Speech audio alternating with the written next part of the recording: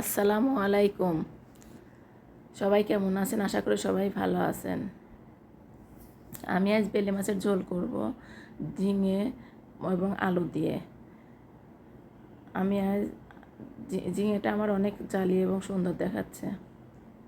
আমি বেলে মাছের ঝোলে মশলা দিব পেঁয়াজ বাটা, মরিচ বাটা, ধনিয়া গুঁড়া, মরিচ গুঁড়া এবং হলুদের গুঁড়া দিয়ে মশলাটা ভালোভাবে কষিয়ে নেব।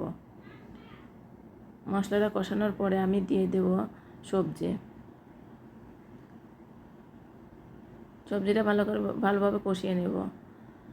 সবাই আমার নতুন পেজের সাথেই থাকবেন। সবাই আমার নতুন পেজটাকে ফলো, লাইক কমেন্ট শেয়ার করে দিবেন।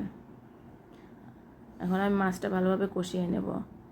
অনেকে আছে যে মাছ ভেজে রান্না করে, তো বেলে মাছ ভেজে না করে এইভাবে কাঁচা মাছে এইভাবে কষিয়ে নিয়ে রান্না করলে অনেক মজা হয়।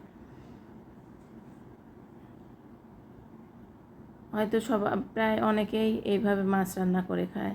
যারা করে খান নাই তারা এইভাবে করে খেয়ে দেখবেন, এই সবজি দিয়ে অনেক মজা হয়।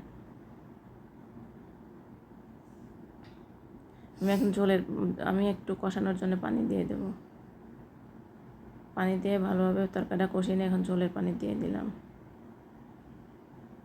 তরকারির কালারটাও সুন্দর হয়েছে। আমি এখন নামানোর আগে ভাজা জিরার গুঁড়া দিয়ে নামিয়ে নেব। আসসালামু আলাইকুম।